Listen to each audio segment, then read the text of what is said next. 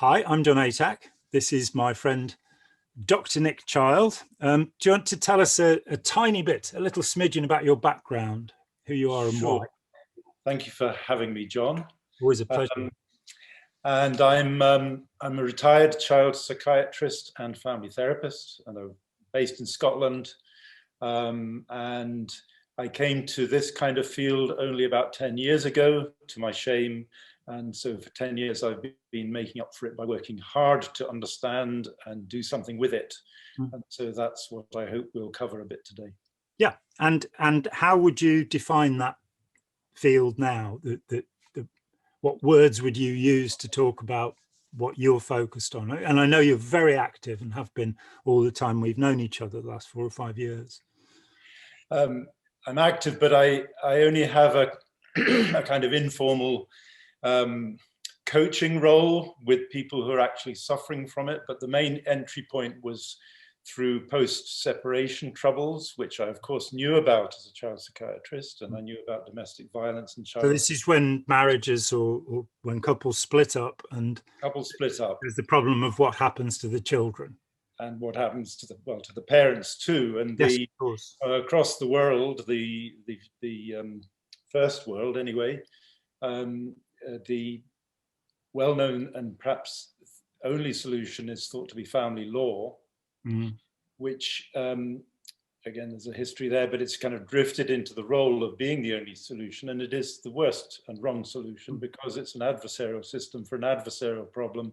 And what do you know, it may help some families, but it certainly makes a lot of others worse, and the children don't get a real look in, even though everybody says they do. So anyway, a client came and helped me see just how much of a nightmare things can be. And I thought I knew about this, and I didn't. So I then thought, well, let me put my mind to this. And so rather than taking on half a dozen clients before I died, and helping them a bit, I thought, I think I've got better talents and I'm on my way to retire. So let me use my brain and my organizational abilities and see what I can do. Basically, I like puzzling what the hell's going on here. I like looking under the bonnet of things and trying to make sense of it. So it continued to be a nightmare for 10 years.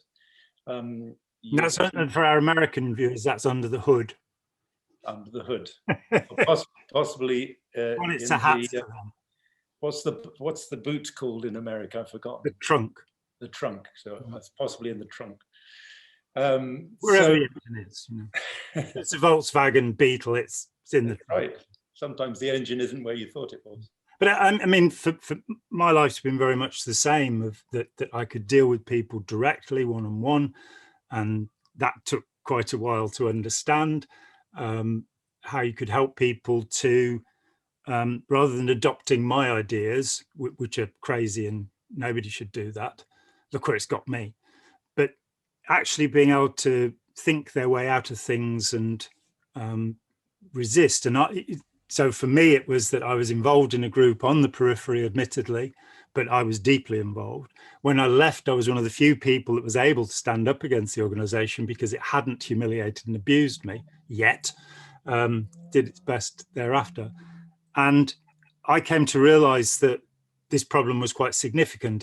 I'd say it took me about 7 years of talking with hundreds of former members to get a handle on why they still believed and why the beliefs were so ingrained and why their behaviors. And so I learned how to sit down with somebody and talk them through it to a point where they were thinking about it, where they were making decisions about it. And I came then to see that this is not just Scientology does these things to people. There are all these other groups, authoritarian extremist groups of various kinds, which demand your loyalty, and to it, you have to bow down. You're not meant to think about things. And from there, I looked at terrorism, I looked at gangs, a little bit at human trafficking, and saw that the same dynamics apply everywhere. And just as you're saying, how can you get inside that? For me, it's like a Rubik's Cube, that there must be solutions to this problem. There must be a better way. And I ultimately came to the view that that way is prevention. It's teaching people fundamental principles of psychology which have been with us since the 1950s and are useful, like the idea of cognitive dissonance, that we all tend to, our beliefs become more rigid when challenged. Confirmation bias, that we tend to see things from our own point of view. The fundamental attribution error, that we see things from our point of view. So, if I'm late for a meeting, it's because the traffic was bad. If you're late for a meeting, it's because you're deliberately trying to upset me. Those sort of things. And getting that out, preferably to children, so that, in RHLF's intelligent disobedience, which you talked about, it's a long statement, but to say that we've traveled a similar track in that it's coming to what can we do to reach many people and to help many people. Yes, so if I can say a bit more about that, because I came in through the door called parental alienation, which I'm now trying to leave, like you came in through the door called Scientology, and then broadened out and want to leave through the door called prevention. So I'm also leaving now through the door called prevention. So you need to know, your audience needs to be reminded, I was, like everybody else in Britain and quite a lot across the world, I dismissed the term parental alienation as a kind of rather stupid American idea. And so I had my good reasons for doing that. And then I realized that actually that label on that door contains something very serious indeed. And this is where the children of a marriage or of a partnership are alienated by one parent from the other. So that, like you, I would want to look for ordinary terms much more now, because the moment you use jargon, you have to explain the jargon rather than just say it in ordinary words. So everybody says what's parental alienation. Well, most people say what's parental alienation, and you have to explain it. But if you just say when a parent turns their child against the other parent, it doesn't take much longer to say it. Yeah, and you don't need any aliens. Oh, yes, my uncle had that, or whatever. So it's easy to describe in ordinary words, but so through the family, so this client sent me a textbook, and the textbook was Amy Baker's one on adult children of parental alienation syndrome. And in it, there's a chapter on what was her original research on these subjects, was in a cult journal. And it's called The Cult of Parenthood, which is a lovely name for it. And that hit me in the stomach, and I thought, and so that immediately I was interested in the broadening out of this phenomenon of coercive control, basically, or what we would call undue influence or emotional abuse, or alienation is, I think, quite a good word for this general pattern of, and what I now call it in ordinary words, is relationships that take you in and cut you off. So to my mind, that's kind of my best one sentence statement that covers all of these coercive situations, and it's the pattern is almost extremely similar across all of them. Obviously the context makes it different. The difference with cults is that there's much more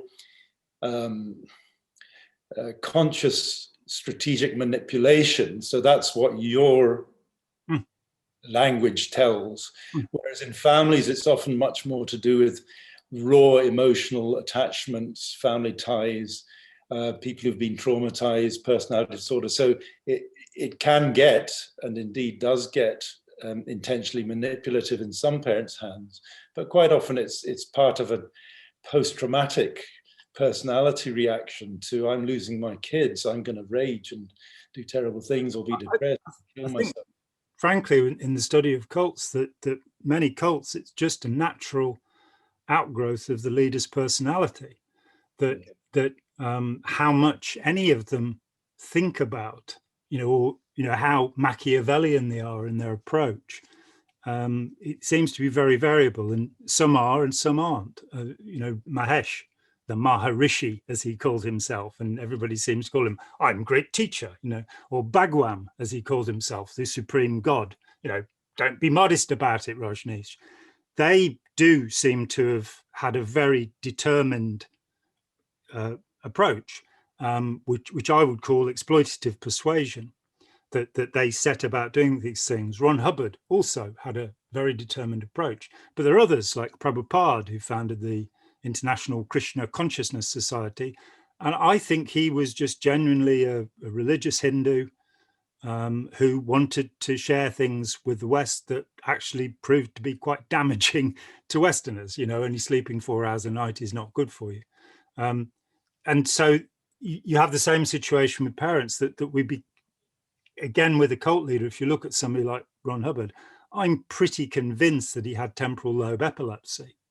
And we have had a neurologist's opinion on this. My friend Yuval Law did a program, and an emeritus professor from Harvard contacted him and said, I was there when temporal lobe epilepsy was first announced in 1977. I'm fascinated by Ron Hubbard, and I have been for decades. I'd never put the two things together. But yes, he has all of the traits on the Barefedio list. So how he came to do that, how he came to do what he did, was an expression of his temperament, as much as it was a Machiavellian and deliberate construction. And I think with parents having been involved on the receiving end of this, as you say, the courts will take 2 years to resolve any cases that should be resolved in an afternoon, in my experience.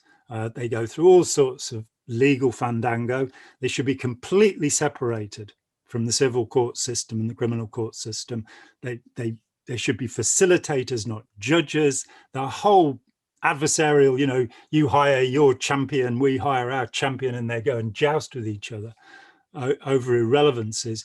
It just makes everything worse for the children. And the Children Act, it was 1988 or somewhere around there, really didn't clarify the situation. It really didn't streamline it and make it simple. It just kept saying these matters must be expedited. These matters must be expedited, and saying 2 years is not expeditious enough when there are children who will be 2 years older at the end of this process. And what tends to happen in simple is that one parent will basically say, your dad or your mum doesn't love you anymore, and they'll hide the letters, won't give them the presents, they'll generate this stink about the other person and how terrible they are, which is to do with their emotional reaction to, possibly a horrible situation. It's not down to an understanding of what will best benefit the children, which in most cases, not all, but in most cases, is the best possible relationship with two parents, who will consider their interests rather than carrying on the battle through the children. Say lots of parents do that well and get it right, and we who see the others don't remember that enough. That of course, lots of parents know fine about what children need from them is to love them both. Even though the couple have fallen out, they make sure the child doesn't fall out with the other parent. I think people don't see that for the child, it means they become the battleground, because the child is half one and half the other. And if either one is attacking the other, then they're attacking the child. And I've been close to this, we've all been close to this, in relationships where one partner just had absolutely dreadful things to say about the other partner, that they were like Mengele or Hitler, basically. It come down to this sort of thing, and you shouldn't have anything to do with them because they're evil and psychotic or what have you.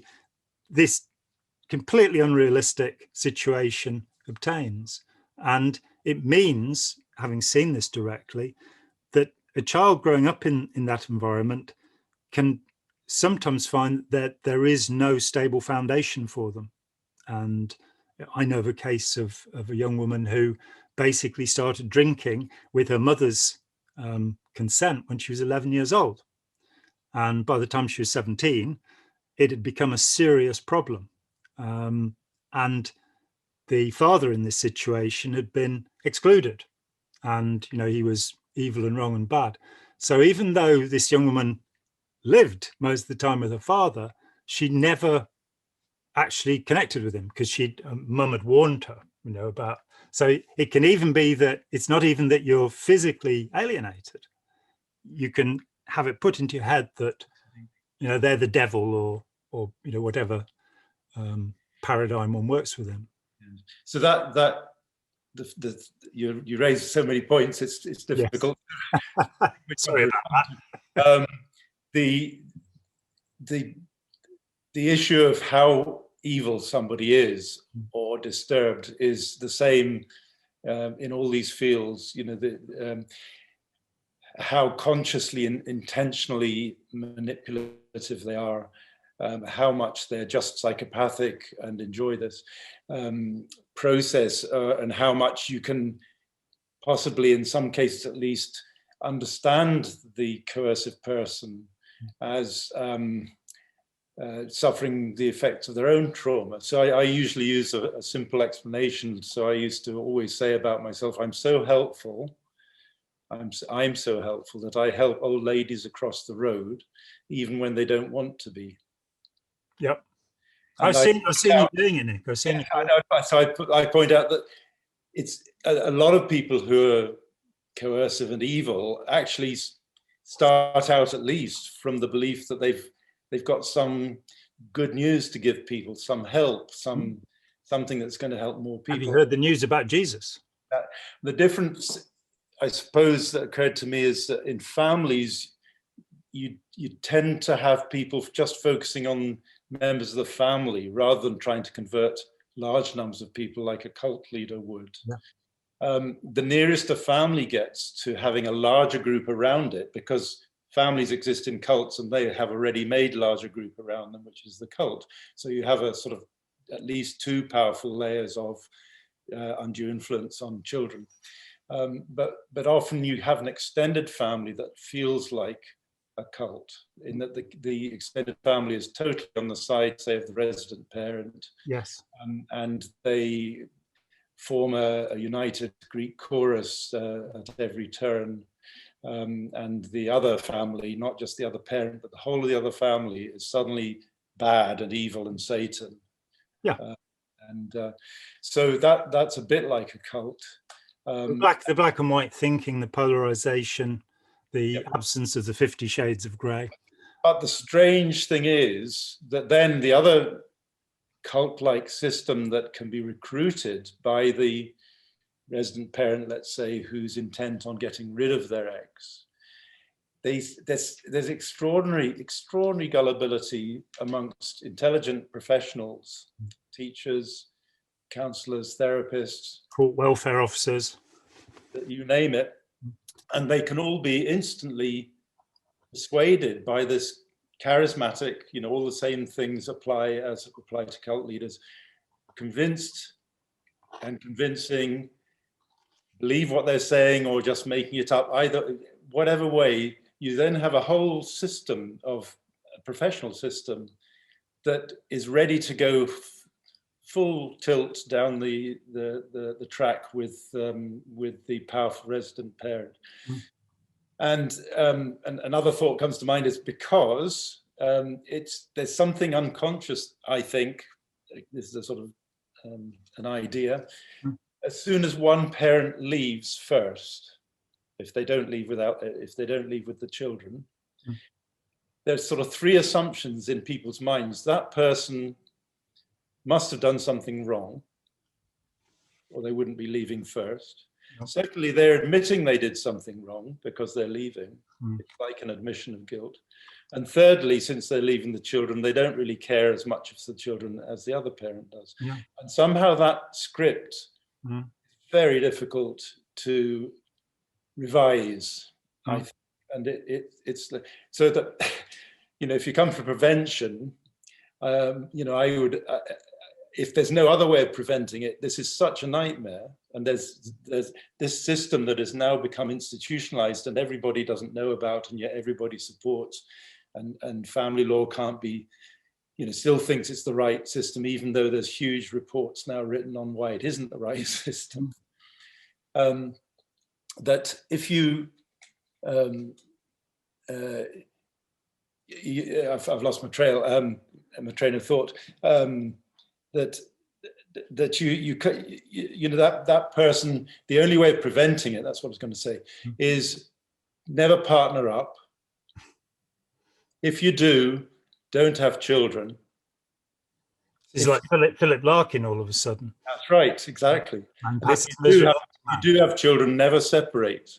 Now, I would say this is such an appalling nightmare. For the risk is that you may be not just falling in love, because that's the recruitment stage for families. Yes.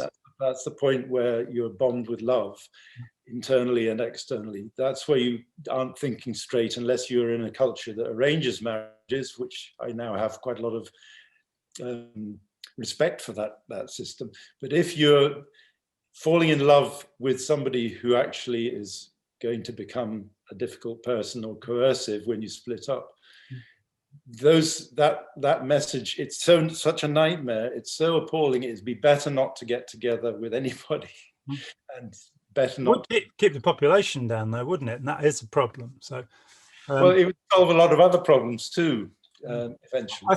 I think I have a counsellor friend in Holland who put it to me that what we call the borderline personality disorder, and which tends to manifest in these circumstances, that people will become coercive, that, you know, that they may have been the sweetest people in the world.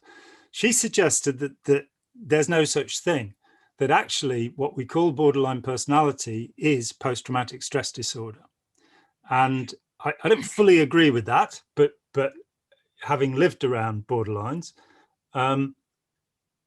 there is this idea that the breakup of the marriage is so stressful, will be so stressful for both parents, that it will push people to having a more negative behavior and attitude. So they don't necessarily, they're not coercive people necessarily.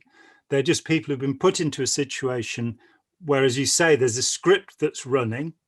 They can blame the other person, and they can become coercive. They're you know, more like the borderline, where they can say and do some very nasty things, which are not in character, you know, but they come out of the stress that they're feeling, that we all behave differently when we're highly stressed. So I know, read about attachment science, I now call it, because it's way past being just a theory in my view. And so you can use attachment science to explain balanced ways of relating to close secure attachments. Secure attachments. And then you can also explain slightly maladjusted ways to try and keep an attachment going, even though it's not going very well. And then when everything goes completely wrong and you are disorganized and so on. And Alex Stein, of course, has written a book applying attachment ideas to coercive cult leaders. I must say I'm very hesitant about that. I agree with the idea that attachment theory should determine adult relationships for children. I'm not sure that the proof is a science yet that it does, but I think attachment in childhood, we should all be looking to make secure attachments.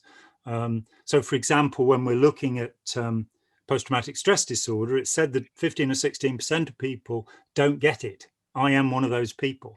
I was assessed in 1996, you know, with all sorts of horrors going on around me, including being followed by private detectives, having my house broken into, being sued, all of this stuff.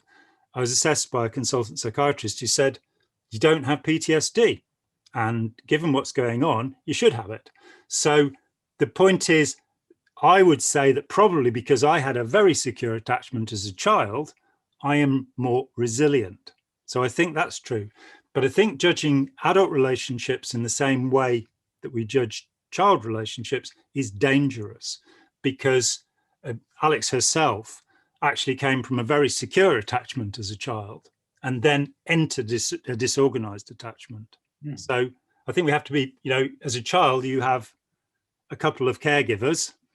As an adult, you have all sorts of relationships. Teaching people how to attach better, you know, and how to have relationships, I think is a crucial absence in our society. Yeah, you can say that again. You know, we get lots of training for other things. And the thing that occurs to me there is, this is such a recent evolutionary situation the human race is in. Forever before, for billions of years of evolution, animals have lived in families and tribes of one kind or another. And then suddenly 50 years ago, we enacted emancipation of women, quite rightly, and to some extent children. And we discovered how to have sex without babies, and we freed up divorce. And it's absolutely no surprise that we've opened up a Pandora's box of not knowing how to deal with what's come out of that. Because, yeah. I mean, I agree with you about attachment, but the science of attachment doesn't mean there's a general theory that applies to every individual. It's a science that allows you to work out for each individual their own narrative and whether it does or doesn't apply, and why it didn't apply to you and why it does apply to someone else. So I would still argue that it's a science, and there's lots of different versions of attachment as well. But I think you know, this is life and death. Attachment is about, if you're lost in the supermarket when you're 6 and sometimes when you're 60, you're going to have the same reactions: profoundly terrified, profoundly furious and angry, or you just freeze. And these are kind of biological life and death reactions. That's how serious it is. And that's why when you're experienced trauma like that and you can't digest it, or you haven't yet digested it, if it gets triggered, you're going to move into one of these modes. And one of the modes is to be coercive, because that's how you get rid of your traumatic reaction. You put it into somebody else and you make them safe. And a coercive controller, one of the blogs that I've written, I didn't say, but what I've done this last 10 years is best represented in my blog called thealienationexperience.org.uk. Links in the description below. Okay, so you'll find lots of blogs, quite a lot of blogs on these sorts of themes. But so I was going to say one of my blogs, and I've lost the train again because there's so many trains going on here. We're talking about the significance of attachment and how one parent moves into an atmosphere of coercive control. And I think we were going to go from there. I hope we were going to. Yes, it was to do with how it was coming back to that idea that inside this evil coercive controller is at least sometimes somebody who needs to be understood. Now, they don't want to be understood. That's why they're coercive. They're holding you at distance. But it does help to understand what you're dealing with and to help see them as human beings. So I suppose. I think, isn't that so incredibly important? I mean, Christian Scherker and I a few weeks ago did a piece about getting people to not form a cult, and he's twice persuaded. You know, somebody in the comments was like, "Well, you can't do that." He's twice actually dissuaded people from starting a cult, and we've talked about how you can help cult leaders, because while you can identify somebody as predatory in their behavior, it doesn't mean that they're necessarily incurable. Certainly the criminal psychopath, we haven't found a way for that yet. All you can do with Ted Bundy is lock him up, or with Hannibal Lecter, put a mask on him so he doesn't bite your nose off. But it's become very popular to throw the word narcissist around recently, and without any profound justification. I think it's a very confusing and wrong term personally, but that's another conversation. So that anybody we don't like is a narcissist now, and that people, we behave in certain ways, as you say, we'll fight. There'll be fight, flight, freeze, or fawn. That's the one that's been added to them. And that if you think that your kids are in danger, and you genuinely think that you've come to detest and despise this person, you know, you once loved, you now have the same power of hatred towards them, then you will genuinely believe that your children need to be protected. And the point is that the little work I've seen that's been done on the absent father says that even if the father is not a particularly decent human being, a relationship for the children's sake is often beneficial. Though I've known situations where it was best not to be involved. You don't go and visit Ted Bundy with the children in prison. There are people who are that bad, but where your other parent is made out to be evil, as I said before, for me, it's telling the child that half of them is evil. And you've got to get around that some way. You've got to, and you were very helpful to me, I must say. We talked about 4 years ago, and my attitude, my first divorce, my first 2 children was, you just say, well, your mum's upset and confused, and that's it. And I think that was very harmful. So I came to you and said, well, with my 2 children by my second failed marriage, that what I've done is to say what has been said about me and respond to it in a matter-of-fact way. Say, well, that's not actually, this is what happened from my perspective, but not to say, and your mum's a horrible bitch, and to maintain a conversation where the children know it's quite safe to tell me the information they've been given, because I think often the problem is that they feel they mustn't communicate this, and they will tend to believe it. We all have that tendency to believe the information we're given. So it was very helpful to me talking with you 3 or 4 years ago, while I was still in, and I'm happy to say that in fact both of my teenagers now live with me, and they're doing very well. And they weren't doing very well. They were caught up in things that really weren't working for them. I think partly because, or certainly with my younger boy, because he felt that both his mother and I were bad people. It was that simple, that he didn't feel he could rely on either of us. And I think he's got a better relationship with his mum, which is a good thing. And he now trusts me. He now knows that I'm, my love for him is unconditional. I will, when he's murdered people, I help him bury the bodies and that kind of thing. I won't shop him to the cops or anything. He knows, no, that's not actually true, just in case some of our viewers want to send the cops around. It's not actually happened. But that, we now have a close relationship, and that was difficult before. And, in some part, that's because of the good advice you gave me, And thank you for that, publicly. Thank you. Welcome.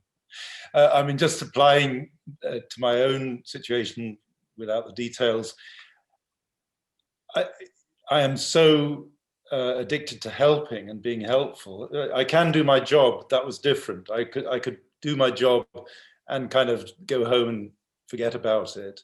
Mm-hmm. But in my own personal family life, I am so stirred up if I can't help a family member, that I can't stop trying even harder to be helpful, even though the help is not what's wanted, even though the help is unhelpful. Mm-hmm. And the reason is because I can't face my own demons from my own upbringing, boarding school and so on, which weren't heavy abuse. It was just, it wasn't right. I didn't have a home and a family, and I was confused. But that was, I coped with that even at the age of 5 by being a little adult, a little man. And in a sense, why would I want to go back and undo that and have to face these awful life and death questions about whether I am loved and whether I belong and so on. So I'm just saying one can be driven. I'm talking about relatively healthy being that I think I am. I can still find it profoundly difficult to stop doing what comes naturally to me, or unnaturally, in a sense of trying to help people. So again, I'm trying to describe there a minor version of a coercive character. And if you think of somebody who's actually been through worse trauma than I've had, you can imagine them being even more determined to stick to the solution that they know best for avoiding their demons, their own experiences and trauma. So I'm just so that's one element of it. But I suppose I'd want to broaden it to as with cults, where you live in a context where your mind isn't your own, your life isn't your own. Yeah. And with families, you enter this, you're pointed towards a system which, with every good intention, but without a lot of planning, is not the right system for helping. And I spoke to, so I want to say a bit more about that, because you'd sort of think, well, this is so awful, it has to go to the law, family law. But I saw a senior family judge called Sheriff in Scotland, called Tom Welsh. And I was going on at him saying, this is how the family courts could be much more helpful. And he said, help, Dr. Child, help. The law isn't there to help anyone. The law is there to apply the laws of the land justly. And what he's saying is, even if it takes 5 years to come to a just application of the law of the land, that's what the law is for. The idea of helping has been paid lip service to by family law. It's been, they've tried to make it a friendlier court, but it's still basically the law, and the law is not there to help. That, if they really were interested in helping, they would do what, say, social services do, or therapists do, or community services do. They move in right away, they liaise with other agencies, they have discussions and case conferences, they make a plan. If the plan doesn't work, they'll come up with something else. There's a whole kind of, and it's often quite messy and it often doesn't work, but at least the idea is that you get going, and the question is, shall we do it before the weekend or after the weekend? It's not like 3 months, 3 years, 7 years is what and even then they didn't look at child abuse that was clearly there because it wasn't their job. And so it's the wrong system. And the right system is one which at least tries to be compassionate, which is what I would say every human trouble that we know, diseases, mental disorders, even criminality, drug taking, people who behave badly in other ways, we still try, or at least some people try, to come up with a constructive, compassionate approach, because that's more likely to work than one that punishes. So if you read, for example, The Secret Barrister, which tells how the criminal law system is a good system, except it's completely messed up by lack of funding and everything, and over and too many people. Or if you read Chris Dawes on Justice on Trial, he describes how it's completely unproductive. Prisons are thought to produce X, but they produce the exact opposite. The drug war is thought to produce the solution to drugs, but it actually hands this big business over to the mafia. It's crazy. And that case has been also made by Johan Hari, who's written a book called Chasing the Scream. And yet we have the whole of society believes, politicians, government, even though it's evident that these systems are completely unproductive of the things you believe there, we still are totally invested in it. So one of the last things that's helped me realize I need to go into to look at prevention is sometimes some things are so institutionalized, we're all sleepwalking. We just can't think critically, because to do so would mean we'd have to change so many things. And so I that's where I come to kind of some of these examples of massive social influence, undue in the sense that it's not true, due because the whole country believes it. So, things like, bloodletting, I've done a blog on recently.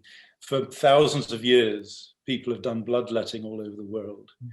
Okay, that was kind of ethical because it was what people thought worked. It didn't. Apparently it killed Charles II.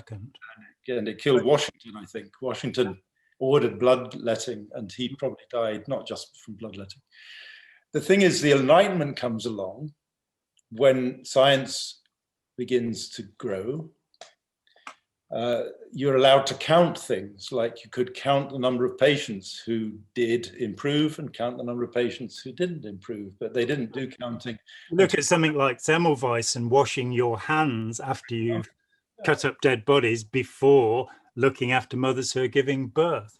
And he was driven to his death by the opposition from doctors towards that. But the paradigm shifts, you know. They didn't know the reason why washing hands worked. They just knew that it did. So it took 120 years after the Enlightenment, let's say 140 years, before bloodletting was not included in standard textbooks of medicine, right? And so what I'm saying is there's an institution of bloodletting done quite ethically until, in my view, after the Enlightenment, it wasn't ethical. People should have started counting and said, hang on a sec, I'm not sure bloodletting is doing the good that we think it is. So it can sometimes take a century or more, even when you've got the tools of the trade to think critically, for the world, for the society, the institutions of society, the professions, to say, oh, well, I think we got it wrong. I think. And there are textbooks which carry on. I mean, Barry Marshall and Helicobacter pylori is a stunning example of this, that it took 20 years for him to get over the idea that 95% of ulcers are caused by a bacterium, because the textbooks said the stomach is too acidic for bacteria to live there. And in fact, H. pylori make the stomach more acidic because that's what they like. But his proofs were very good. In fact, it was his professor who first conjectured it, and they both got a Nobel Prize ultimately for it. But it showed that medicine, which is supposed to be a scientific discipline, can easily be swayed. That if the textbooks say this, and so there's a paradigm, there's a way that things are believed. With the drug war in 2000, Portugal decriminalized all drugs at end use.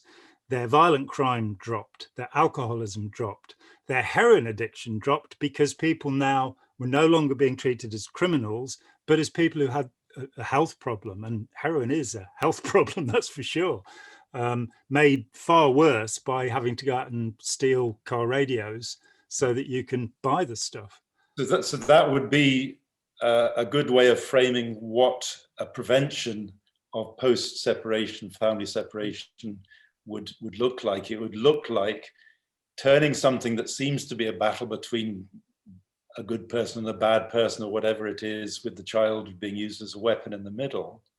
You turn it into a health problem, basically, or a healing problem, I like to call it, because, you know, health implies a sort of, you either are or you aren't healthy, whereas healing allows you to have been ill and get towards being more healthy. It's not such a black and white concept. And the word itself, the National Health Service should be called the National Healing Service. I think that would be a good invention. It's one of those interesting words because it's cognate with the word whole, to make something whole. It's also cognate with the word holy, but we probably shouldn't go there. So I'm not going to say that. But to bring a wholeness into the relationship so that the children can have the benefit of both parents. And so, and just to go back, because it's missed out. Even when a parent has done bad things, that's still the child's parent. Even if the child can't be cared for by that parent, the child still needs some help, and the parent needs some help to see how they think about that relationship, to see how they make sense of, I used to have a mother, or I used to have a dad, and now I can't see them, or they're in prison or something. There's still some work to be done on the relationship that remains, even if you can't create a good, positive one. So there's still a need for a healing approach to the worst situations. And incidentally, and here's a point that I also think is worth making, private family law sucks in smoke allegations and makes hay out of it, or makes fire out of it, let's call it, actually causes harm because it thinks there might be harm there. And so, very definitely. But if you actually took those allegations to public family law, that's social services or child protection and family support, when those services are competent and legally they're required to support the families they work with. Strangely, you have private family law where there's probably not such a big crime going on, though allegations are made, and it is instrumental in ensuring that a parent can be cut out of the child's life forever. This is not like going to prison for life. This is forever without any funeral. They're dead. Whereas in public family law, with children who have been abused, parents who are neglectful or abusive, there's actually every effort is in a competent system made to sustain the relationship. It's really weird that the more serious situation gets more compassionate help. It's quite weird, and somehow we've in a sense, if we took the allegation bit of private family law across to to social services in a competent system, you would actually get a better result. And it's there if it was properly resourced and we thought about it. Anyway, I'm sort of making the point that it's one of the points of how the system is the wrong one. I mean, my experience was long and hard. I was 3 years in the courts over my 2 older children, and 5 years over the 2 younger children. The only contention with the younger children was that I wanted them to be able to stay overnight, which they had done for a year after our separation, and their mother decided they shouldn't. And that took 5 years to resolve is a pathetic indictment of the system. It was something, as I say, which should have taken an afternoon. We had the resources to look after them. They had been looked after during the year that they'd come and gone before. And all sorts of allegations were made, all sorts of smoke was blown, and there was no fire. The children, my son Sam's lived with me for just, nearly 3.5 years now, and he's still alive. Nothing, in fact, his health is very good. He's passed 9 GCSEs, 4 A levels. His younger brother is now in a confetti music college where he's doing really well. So there was a lot of bad feeling, and the system loves this and takes it on board and blows it out of proportion. That moves us to the point of, well, what is the preventative? What do we do to help prevent these situations? What do you think? Right. You've got 10 minutes to solve all the problems of the world. Let me start with, we were talking about medicine as a model. And there are a number of metaphors that you can use for prevention, but the blog that I wrote on prevention is about how difficult it is to really get a grip of what seeking a preventive approach means. So even if you don't have the answer, even if you can't say this is what will prevent it, if you don't start looking for what will prevent it, you're bound to be stuck with the problem as it is. If all you're dealing with is the problem as it is in front of you, it's never going to be prevented. So you have to take a bold step away from the front line, and that seems like a real cowardly thing to do, I think. And it's really hard because you may be earning your money. I don't earn money from this, but even I, I'm involved in certain groups and I enjoy them, and I'm doing projects and having discussions, and I help people. I find it really hard to say, right, I'm making another priority now. I'm going to go in this direction of prevention. We're setting up an organization, and that's what we are doing, that's got a clear idea of resetting what wasn't set 50 years ago, basically, to remind the world of what children and families and their parents mean to each other, and what it takes to have a healing approach rather than a legal approach. So that's the big picture, and it looks like it may never happen. It looks a bit like a fond dream.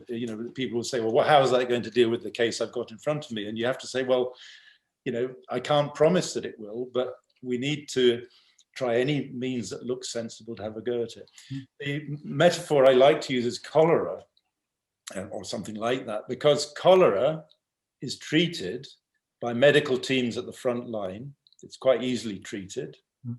And you could say, so the solution to cholera is endless medical teams at the front line. Here's another epidemic, endless medical teams. And of course, when there is an epidemic, you do need skillful medical teams at the front line. But a clean water supply will. So you're ahead of me. Of course, the solution to preventing cholera is something completely different than medical teams at the front line. Now, the medical teams at the front line have to make a noise and say, can we do something about this guy? So you have to make a noise. So you need to have mountainous anecdotes about cults. You need to have mountainous anecdotes about domestic violence and child abuse, and mountainous anecdotes about parental alienation. That's the kind of noise. Yeah. Something wrong, guys, there's something wrong. And then you need frontline troops doing the best they can to save lives and pull bodies out downstream. But to prevent it, you have to look around, and you may find something completely different to what the frontline needs. And in cholera's case, it's clean water supply. So you have John Snow stopping a pump in London and realizing that, I think it was typhoid that he was directly dealing with, cholera would be the same, and realizing that it was the water that came from a certain place. It's said that, in fact, the greatest health benefit of any human innovation came with the sewerage system, that saved more lives than any medicine, because if you can get rid of the effluent, then the diseases that are caused by it are no longer there. And you get lots of other benefits, as you're saying. Yeah. You don't just solve one. So I think that's my favorite metaphor, because it shows you that prevention can come up with a completely unexpected, different solution. And you don't need to know about, nobody needs to, then you don't need to do all your talk about cholera or cults or domestic violence, because if you know how to prevent it, a few people need to remember how to deal with it at the front line, but you don't need to tell the whole world how to deal with it. So that's one aspect. But of course, you may say, and rightly so, that something like undue influence and relationships are universal. It's not going to be solved just by changing the water supply. And so that will probably take more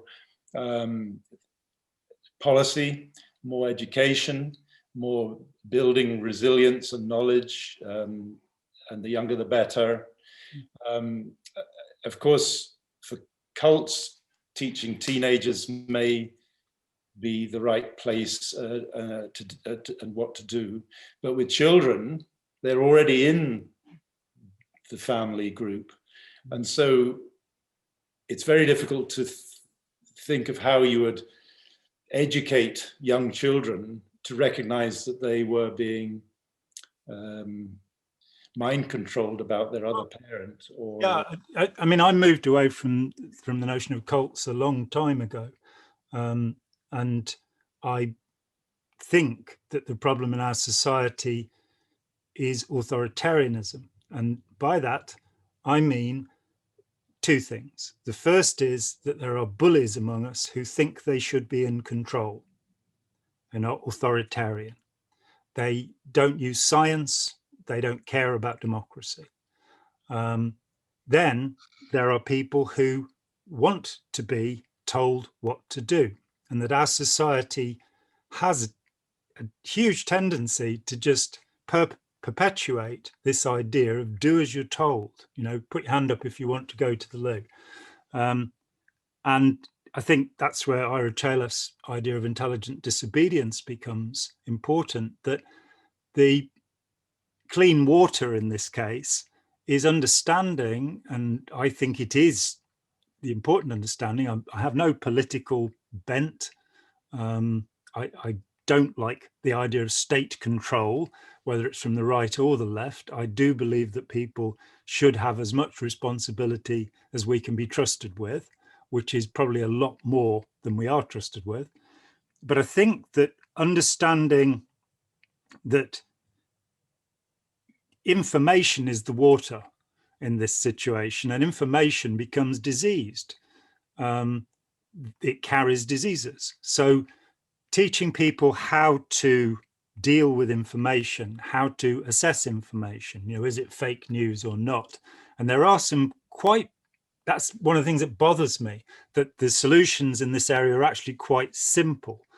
That if kids are taught how to evaluate information properly, there is a kind of underlying aspect of this, which the work that I've done with Yuval Noah over the last 5 years, We've gone back to something that William James said around about 1900, when he talked about noesis. He calls it noesis. And this is the feeling of knowing, the feeling of certainty. The story I always tell is this guy that was trying to tell me all about Jesus when I was 17. And after 2 hours of trying, he gave up and backed away so I wouldn't leap on his back and, rip him to pieces or whatever. And as he backed away, he said, I don't understand the Bible, but I know it's all true. That sense of, I'm right about what I believe.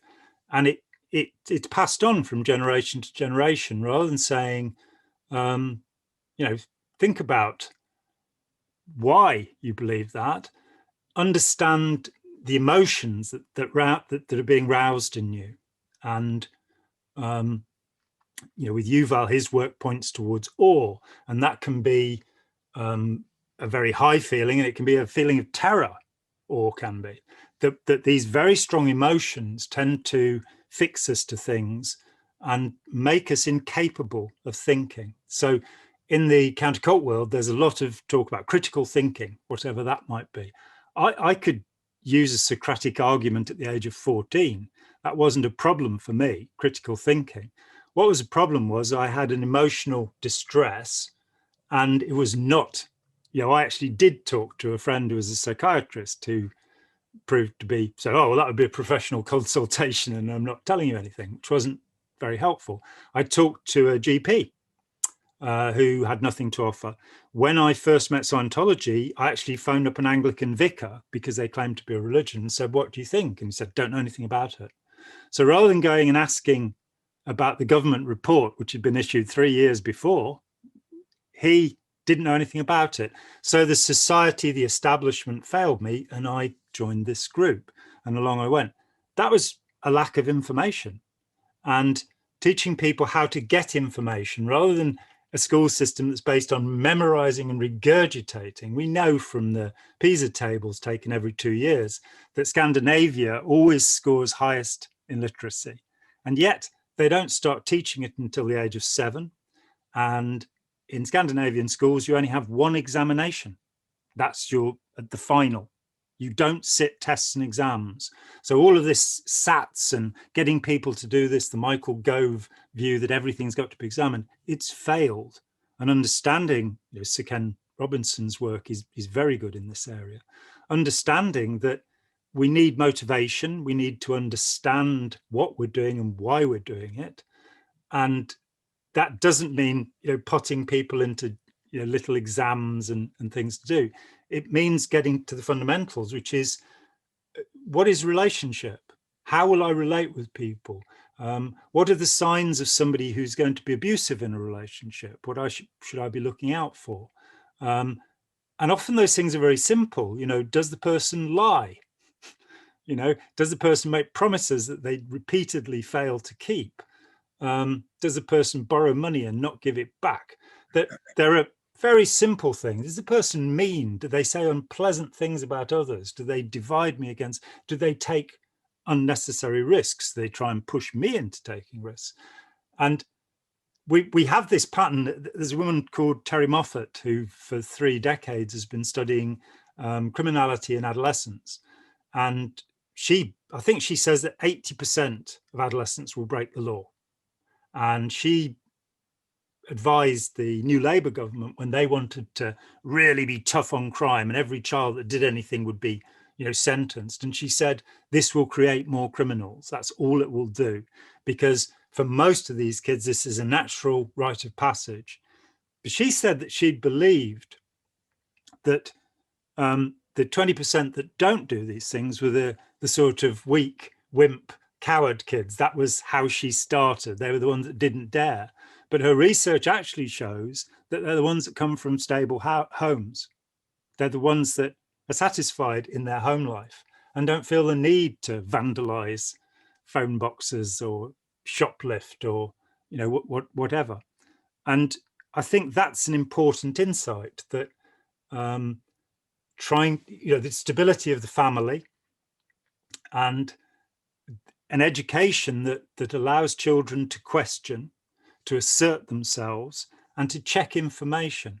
and to see the pointers of poor relationship, none of which is taught at any level in our education system. So I agree with you about family life being the safe base from which we all grow and explore and take off and learn. And so that in itself is, if you like, a prevention of all sorts of things. But it would be difficult still, I think, to conceive of a child in a it's possible to identify children who are being abused because you can, it comes out at school. But there would be some situations where a child wouldn't know that they weren't being unduly influenced. They are too immature and emotionally engaged and attached and loyal to somebody they're terrified of losing, basically. Like a cult, but only one-to-one. And sometimes excluding others. They don't have a proper developmental life because they stay at home where they feel safe. So I can't see how the way you conceive of information could be got through to young children. Well, it's a matter of how young. I mean, RHLF's Blink, Think, Choice, Voice video was designed for 5-year-olds, and it does start a child on the path towards making decisions. But I think there's something else that might be added to attachment theory. A few years ago, I was talking with Rachel Bernstein, a counselor in Los Angeles, who's very good at what she does. And she'd been giving an adult class, and she asked the people in the class to write down a time they'd been discouraged at school and a time they'd been encouraged. And if I've remembered rightly, almost nobody, despite 13 years in school, was able to think of a single time they're encouraged. And I think that is a fundamental error. We need to create attachment within schools. We need kids to be able to have relationships with their teachers, and their teachers shouldn't be national curriculum robots. They should be able to have relationships, and there should be relationships of trust. They should be trustworthy, and it should be possible for children to not simply have, caregiver relationships with their parents, but to know that their teachers are not, hassled and pushed to the edge by having too many kids in the class and having to shove this same boring information in year after year. So changing what school means, changing the way that school approaches things, and using something like, what's his name, the Socrates for 6-year-olds guy. I've got his book here somewhere. Matthew Lipman. He was a professor of philosophy at Columbia University. And one day he said, by the time I get them, it's too late. They're 18, it's already been done to them. So he started looking at how you could persuade children to think about things rather than imbibing information. And he started a process of facilitation, which has been very successful, where the program Socrates for 6-year-olds, and there is a dreadful copy of it up on YouTube, they took a class of 6-year-olds and a class of 15-year-olds in the US. And the 6-year-olds were all 6 months on average behind their peers. The 15-year-olds were in the school of last resort in New Jersey. They'd been bounced down 4 schools down. If they failed this one, there was nowhere to go. The presumption was none of them would go on to senior high school at 16. They were latchkey kids, single parent. They would become pimps or hoes, or they would sell drugs. This was the future that was. Now, what actually happened at the end of a 6-month program was that all of the 6-year-olds were now higher in terms of their achievement than their peers for their age. And not one of the 15-year-olds dropped out. They all went to senior high. And the process was not one of teaching. The process was one of asking questions and then getting the children to talk about those questions and giving them the right to express themselves and the right to examine information, and showing that by debate and discussion in a friendly way, they could find out information. This has now been applied in hundreds of schools around the world. And say Sir Ken Robinson is a very good place to go to with his best-selling books to the elements. to see, and creative schooling, to see what can be done and has been done in schools to create a different sense of relationship, so that it's not pupils versus teachers and the state imposing stuff. That with my two boys, they're both pretty bright, and I was repeatedly told by teachers over the years, because they had troubles, they were misdiagnosed with chronic fatigue syndrome, and their health deteriorated very markedly. And I was told again and again by teachers, they have to jump through the hoops. That was the expression used. And the idea was that somewhere, probably when you do your doctoral studies, you can get an education. But until then, you have to tick the boxes and do as you're told. So when for example, we talked about Macbeth, that was on the syllabus for my son, Sam.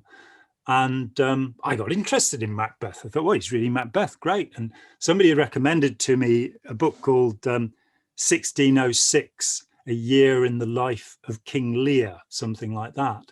And just somebody in a comment section on a video or something.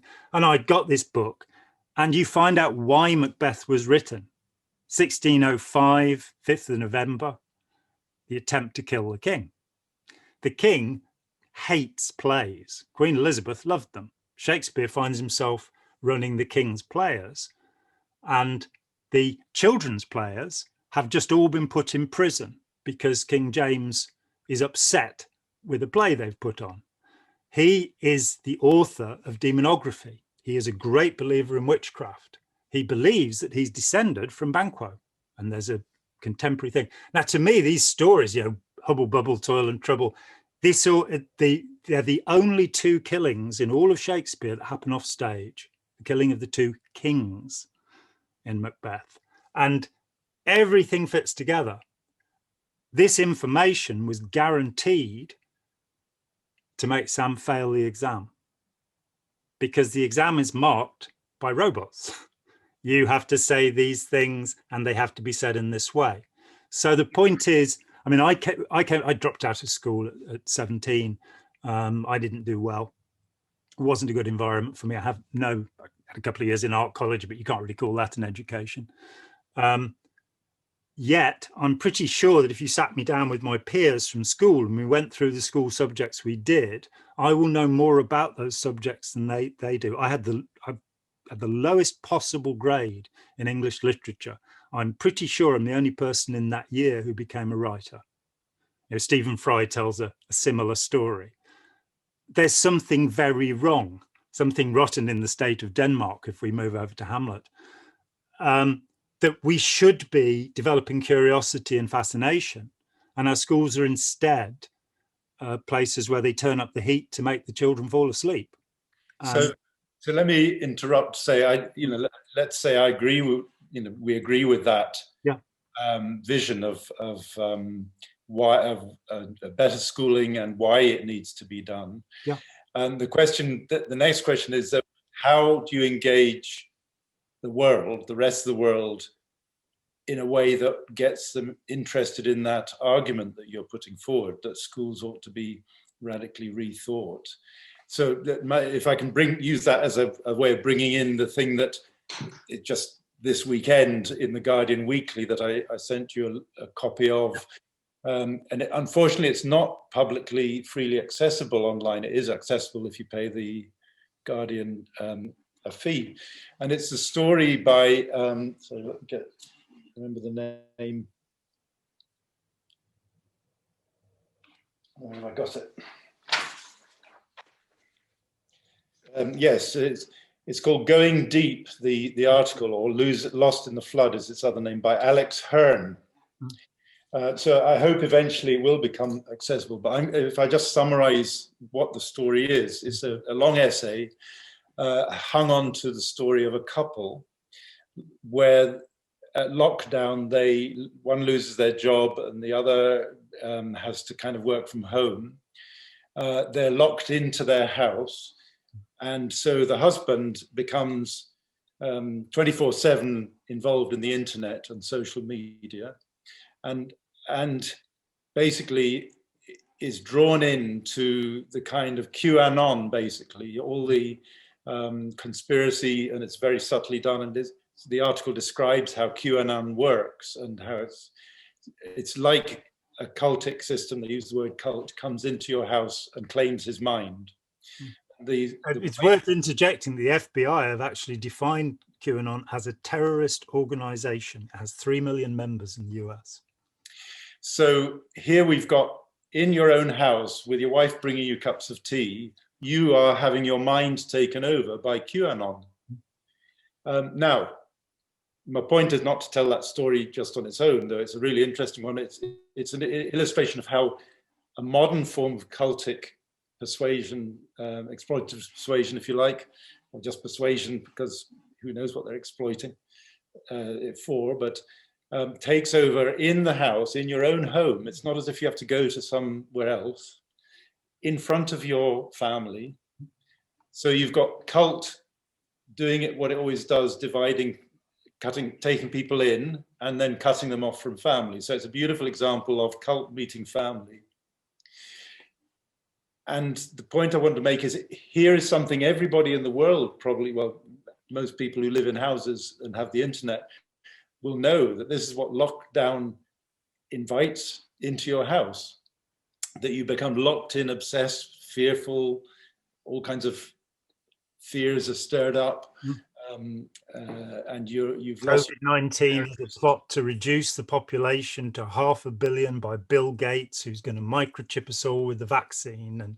And it starts with facts. The article is really good about explaining how it works to those of us who don't know. It starts with facts, QAnon, and then it says, do the research yourself. It doesn't say, these are the facts you must believe.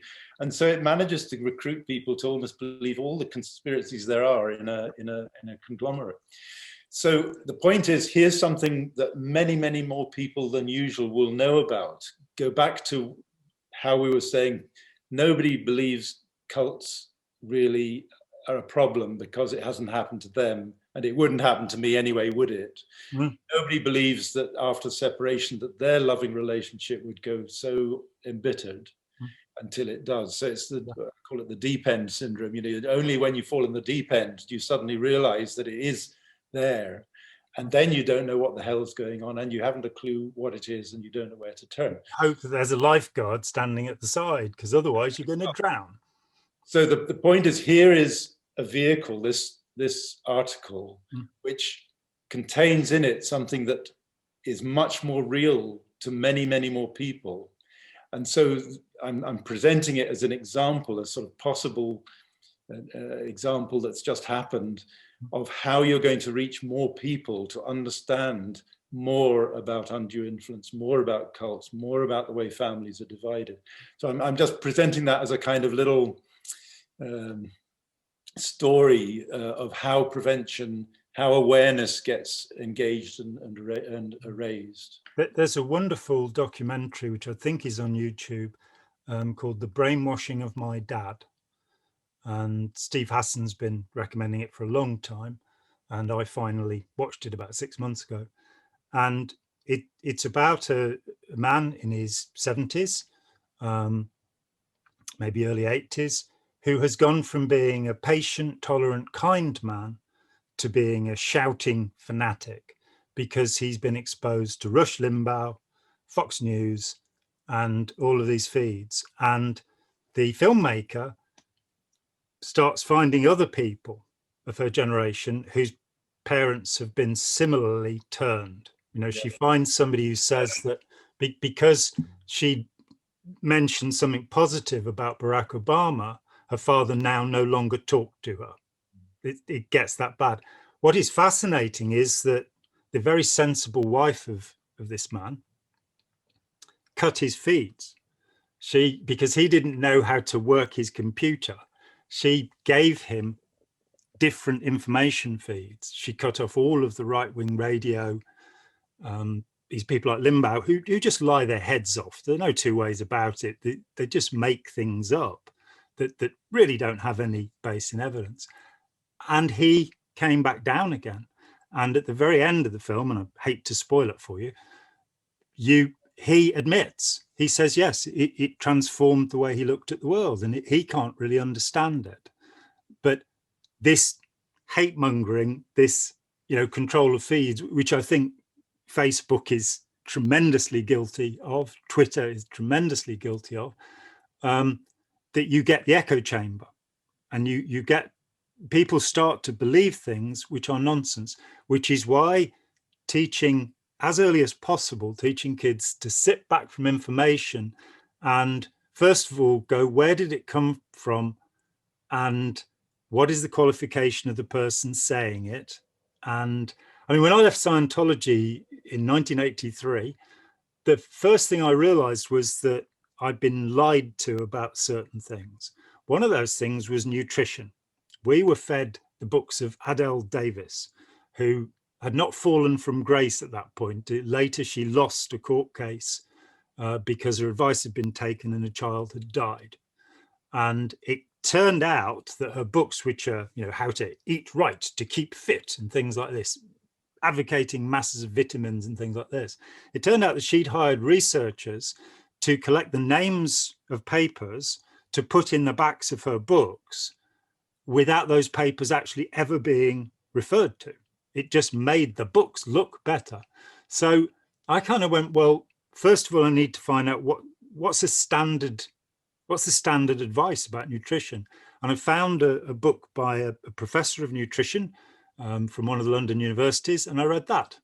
And he explained, well, if you take massive doses of vitamin C, it's quite a strong acid. It's quite likely to upset your stomach and even burn through the mucous lining of your stomach, so that Helicobacter pylori can get in there and do what they want to do. If you take, I met a guy, he told me he was taking 10 grams of vitamin C a day. And I'm quite good at keeping a straight face. I can do deadpan even. But my jaw dropped. 10 grams a day of vitamin C. Now, he stayed in my house for 2 nights. It took me 6 months to get rid of the smell of that man. And this was an educated, wealthy man. He had no excuses, because something had happened to him physiologically. So the recommended daily allowance for vitamin C is 180 milligrams. And that's going to be a little bit variable from one person to another. You take 10 grams, what happens is your body will excrete it. It will get rid of it. And you can measure it. As this professor of nutrition pointed out, if you measure your urine for ascorbic acid, vitamin C, you'll have a very high concentration of it. If you then stop taking it, your body's got so used to getting rid of it that you might get scurvy. So, and you certainly won't feel good. At the moment, there's a thing about vitamin D and taking masses of vitamin D because of COVID-19. The reality in the research is, and it was a big study, 190,000 people. The reality is, if you have enough vitamin D in your system, which is about 400 international units a day, then, yep, you might be a little better off at resisting COVID. Zinc oxide, melatonin. The Mayo Clinic have put this forward recently with quite a good study.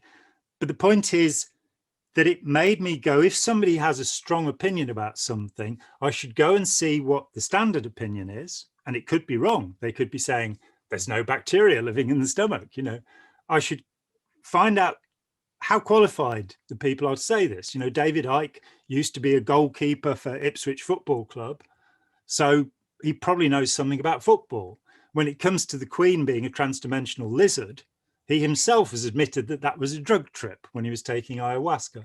So, I've been told so many things by people who are into conspiracies. And as you say, QAnon has come along, and it would appear that there are all sorts of malign interests involved in QAnon. The idea of the deep state and draining the swamp and all of this. And you can see that the Russian intelligence agencies and possibly the Chinese, they'd be having a field day with promoting this. I don't think it originated with them, but it has drawn together people because of the emotion, because of the inability to see a fundamental point, which I think you and I both see, which is if we do not have compassion towards our fellow human beings, we're in big trouble, because it's going to end up in war, I mean, I agree with what you're saying about how we need to I think we are learning. It'll take us perhaps another 20 years or perhaps 100 years to learn how to deal with social media in particular, where we can all put our strong ideas out straight away without editors and without thinking. And what you're describing can take many hours to suss out whether somebody's tweet is based in reliable facts or not. Well, so actually, we learn that. But I suppose what I'm saying is I sort of, I think of it as in-house and outward facing. So you and I have had a 2-hour discussion, which is quite an in-house one. I don't know how many dozen people will watch it. But it won't be the rest of the world, because it's quite an in-house discussion, and I love it and you love it. And one of the things I found difficult is that as you talk, I've got a dozen different things I want to say, and then I forget them, and then I can't remember even what I was going to say. So did you write your name down on the paper before we started? Well, I think I can remember that. Oh, that's good. Whenever everyone is asked, whenever they're introducing themselves, people when they're giving their name, they say, it's Nick Child. It's like they have to pause. Have you noticed that? It's kind of, people have to pause before they remember what their name is. Anyway. I just say that's confidential information. So, our families, my wife, might think I'm crazy to spend 2 hours talking with anybody about cults and, so a large part, if not the vast majority of the rest of the world, would think we ourselves are slightly crazy and weird for spending 2 hours talking about this, let alone a whole lifetime, pretty much. So the question is, how do you reduce the thing that the world needs to know about in what our in-house discussion says? How does that get reduced to what they need to know? Like, you need clean water supplies to prevent cholera, one sentence. And a sewage system. And maybe when we're talking about cults and and learning about how to avoid coercive relationships, maybe it will take a bit of thorough education and so on. But maybe there's some other reminder. So maybe, because the spoiler alert to my story, the Guardian article, is that the wife finally was so upset when he saw this QAnon piece, which used obviously true video of a child being abused in order to Photoshop it into Hillary Clinton eating a child or something like that, right? Underneath a pizza house. Yeah. And that's right. And so this wife was so upset that her husband couldn't see that underneath this QAnon thing, which was about rescuing children and keeping them safe, was a real child who wasn't being kept safe, right? She was a child protection worker herself. So she was so upset, she packed her bags and was going to leave, at which point he snapped out of it. And he deleted all his QAnon links. And she says, I'm glad I put my hand down the rabbit hole and rescued the rabbit. This is how the story ends. But I think I'll be a while brushing off the rabbit droppings yet, right? So, so it may be that the answer is in ordinary members of our family saying, for F's sake, what are you doing? Spending all your hours in anything that obsessive. Now, you could be watching EastEnders or Coronation Street or doing something useful with your life. Now that itself, of course, is a kind of, you could say it's a dubious statement. I think you're crazy to spend 2 hours talking to John Atack. Oh, well, definitely, yeah. So, I could say to my wife, well, you don't know how important this is, and this is really going to change the world, and we've really got, but, and we have to change the world with all of our conversation. On the other hand, somebody being that sensible, I'm packing my bags if you don't pack that stupid stuff in, maybe the most sensible thing that is grounded, is face-to-face, it's in the real world, not the virtual world. It's not twisting with our minds, it's reminding us that we need to go and have our tea. So yeah, I'm saying there's something about that sort of... You see, my approach to somebody who's in QAnon would be rather different, but then I don't live with them. And there aren't any rabbit holes around here. What has fascinated me throughout the decades that I've been involved with this work is that there are some simple ideas out there, which if you grab hold of them are very useful. And they're ideas that can be expressed. So I look to find, there are people who are predatory. We have all sorts of words for them. The narcissistic personality disorder. We used to have sociopaths and psychopaths, but they've now been banished from the diagnostic manual. And we have the antisocial personality disorder. We have the Machiavellian disorder and the dark triad. There are all sorts of things here. And I went to that and said, well, I'm not here to diagnose anybody, Goldwater rule or no, it's not my job. I'm quite happy to go with my friend Jessica's difficult people. And I'm certainly not here to harm anybody who is predatory. But I read 7 books to write one chapter in the book, which may yet be known as Opening Minds. And it seemed to me that the characteristics of harm and harmfulness are quite simple. And you can put them down in a page. And it would be a 40-minute lesson in a school, and kids would have that. If you look at something like Cialdini's now 7 points of influence, the idea of consistency and commitment, say, once I've decided I'm going to do something, the inertia will keep me going, just as the legal system keeps the inertia going around the rules in family law. We see that all around us. It's the scarcity principle. Once you know that somebody's saying, buy now, it won't be available tomorrow, and they're lying. That tomorrow you'll be able to buy it for less because they'll have all the ones they didn't sell. And then there'll be all the people putting it on eBay because they got conned into buying it.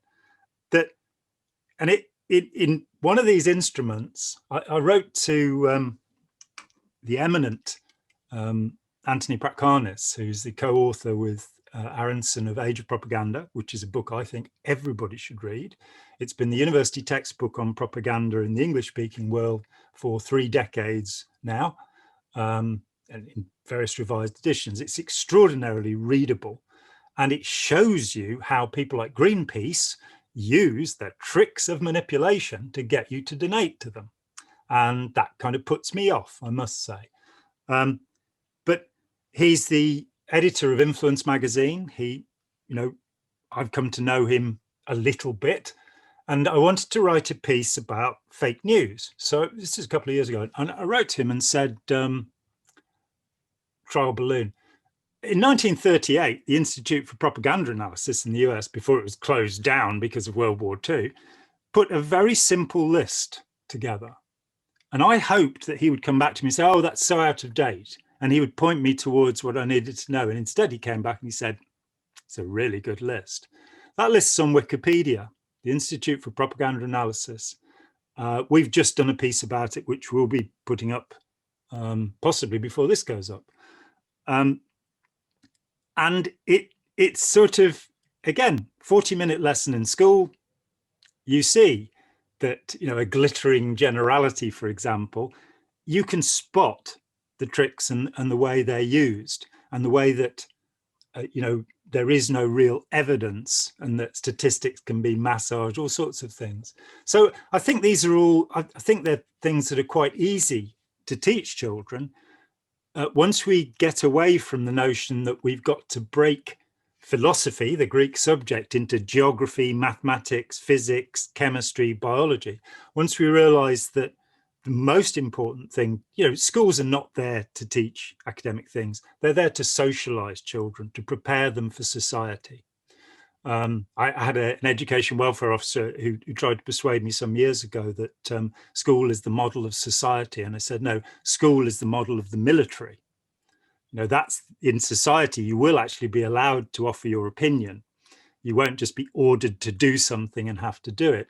And school should be the model of society, that as you grow older, you should be able to offer your opinions and think about things.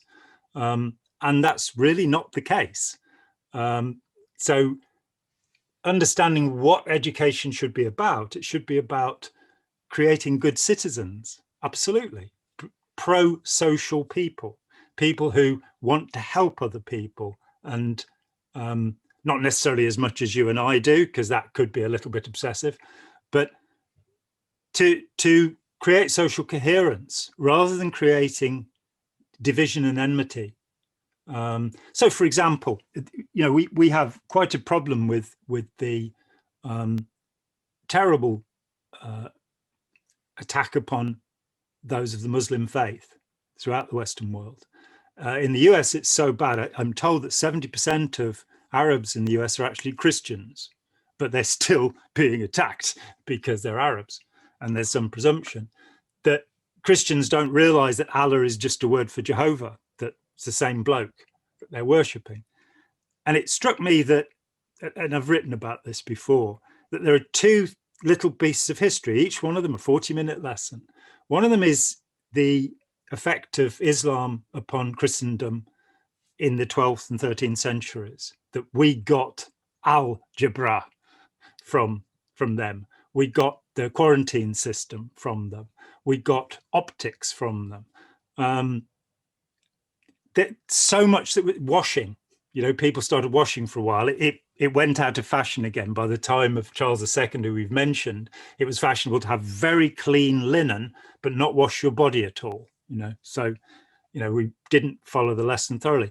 But to show the benefits that came from that society to our society, in the sciences and in medicine, and in the preservation of Greek philosophy, and in the notion of discussing things, which in Christendom was a lot more dangerous than it was in Islam, for the most part. The second thing is to look at the collapse of the Ottoman Empire and what happened.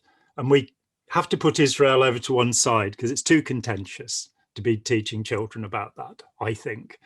But we can see that, for example, what happened in the Lebanon when the French were there, they decided that only Christians would have the vote. Then you have the division of these places into countries, Syria, Iraq. Iran does have some natural history as Persia, but the other countries are all made up. That out of nowhere, these false barriers are made, and then the people are generally oppressed. The removal of the Shah of Iran in 1953, because Eisenhower and Winston Churchill decided it'd be better to have a tyrannical dictator in charge, the Shah, who Amnesty International, I think, said was the worst dictator of the late 20th century in terms of the atrocities he committed. And there are quite a lot of contenders for that position. But he was so they unseated a democracy to put this guy in. They put a king in Saudi Arabia and the royal family. None of this was to do with democracy or giving the rights to these people that had happened elsewhere. So I think letting kids know just these simple pieces of information about another culture and allowing us to think differently. That's just one subject area where people have got very upset. And giving them tools to work it out for themselves, rather than, and understand that Wikipedia is not necessarily, the Institute for Propaganda Analysis is great, but if you want to look at any contemporary authoritarian group, they too can edit Wikipedia. So it's really not safe looking at Scientology, for example, on Wikipedia. It's a place where the Encyclopedia Britannica might be better. Or my book's much better, But the Wikipedia page on parental alienation used to be edited by somebody who was relatively progressive, and it was, in my view, a reliable source. And now it's been influenced by other editors, I think. Well, the page on me says that I am at the center of the United Kingdom's anti-Scientology movement, and it's like, there is no movement. I'm not at the center of anything. I occasionally make comments, but the National Enquirer occasionally call me up and want me to say something about Scientology, but I'm not involved in any movement. And this relies upon a statement made by a scholar called Gordon Melton, and dates back to, I think, the year 2000 when he said it. So it's wrong, out of date. It's a problem with, it can't be trusted in that particular area. But that again is one of the things about information gathering, that if we teach kids, there's a guy, he's at, I think he's at Newcastle on Tyne now, an Indian guy who he put some computers in an Indian village, I know and that. kids, work with them. And then his next project was to have kids with a teacher and a computer and kids without a teacher and a computer. And the kids without the teacher got the answers to the questions faster than the ones with the teacher. And that's led to the method, for example, of flipping, which is used in some schools, where rather than having the lesson and then showing the video, you show the video, and the kids that didn't get it sit with the kids who did get it. And the teacher is just there to facilitate that. Because the older you get and the more you know, the less capable you become of sharing it. Whereas if you've just got the information, and my son Sam used to help the other kids with their maths because he'd always finish before they did. And I think there's a different understanding in terms of how we change the education system. It's changing. It's changed significantly. When we were kids, we could be flogged. We could be hit. We had a chemistry teacher who used to slap people around the backs of the legs with a Bunsen burner tube. We had an English teacher called Mr. Lorden who one day picked a child up off the ground by his ear. I saw this. That went, thankfully, the assault on children is now being considered that maybe we shouldn't be allowed to assault children. We then had the period of shouting, and we now seem to have come into a period where teachers, do talk to children. They also use various underhand techniques, which you can find in this book here, endorsed by the National Union of Teachers, which has the deadly stare in it, which you use on parents if they're recalcitrant too. Doesn't work on me, oddly enough, because I learned how to stare in Scientology. I spent 9 years doing it. But nonetheless, I think there is a sea change in the culture. And I think I was talking to a guy who's a former cult member the other week, and he was very cynical. He said he's very cynical. He's involved in preventative work, but he's very cynical. And I said, I don't think there's any reason to be cynical. If you look back to the late 19th century, before there was an age of consent for sex, it was 12 when it was first introduced, when a 4-year-old could be put up a chimney, and if they got stuck there, they were left there. 4-year-olds were put down the mines. We have actually advanced a little bit. And, I think that process will continue. But it is very important, I think, that we accept that there are some predatory people involved in our system. And for their good and our good, we need to move them aside. And we do need, that simple understanding. And for me, there's no way of refuting it. I think it's the Montauk study where they took quite a substantial number of kids who were juvenile offenders, and one group were the control group and got the normal stuff, and the other group were loved, and counselors came in and cuddled them and all of this stuff. The reoffence rate in the 2 years, I think, following the study, the control group, I think, committed 17 murders. And these would be kids who'd be defined as having basically a callous and unemotional behavior, who on their 18th birthday would have antisocial personality disorder. There you go, happy birthday. It's not right to diagnose them before then, so you just find another label for it. The group that were loved up committed no murders. And it was the first time that a study of this size had been done, because it's always been said there's nothing you can do about psychopaths. Well, the evidence is that they may. Hannibal Lecter, sorry, you've got to keep the mask on. But they may respond to kind treatment. They sure as heck won't respond to punishment. And putting them together in schools where they can learn from other criminals how to do it. Prisons. Yeah, schools, I think of them as, it's you went to one, it's called a boarding school, not a prison, but the similar principles, only you probably had a matron and they have a warden. But it's gone the wrong way. And, I was surprised. I was reading about the scuttlers, the gangs in Manchester and thereabouts, in Salford particularly, in the 19th century. It's called Gangs of Manchester, the book. It's a riveting read. What really surprised me, about 500 kids would go out, they'd be between the ages of 13 and 25. Every Saturday night, 500 kids would go out and beat the living daylights out of each other. They would take their belts off and use the buckles, use them as flails. They would cut each other up.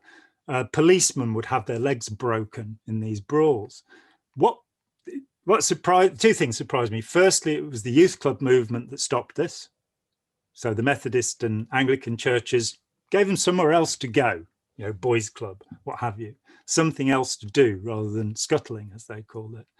The other thing that really surprised me was the sentences that were passed out to them, so that if you did break a policeman's legs, you might get 8 months in prison. And it made me reflect on the fact that prison sentences have just got longer and longer and longer, with one political party after another saying, we're going to be tough on crime.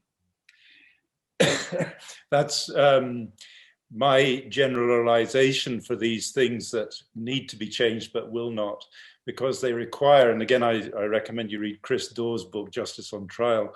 It's an excellent, excellent read. And he goes across to North America and other places.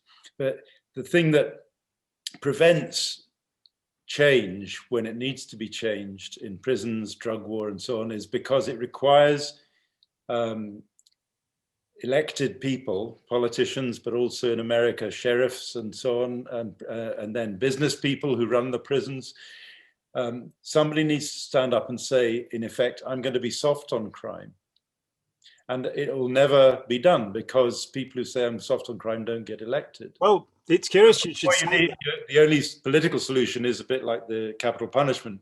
The different political parties have to agree not to make political mileage out of these issues. They have to agree that policy X is the one they're all going to go with. To some extent, but look at what's happened in the US with regard to drugs.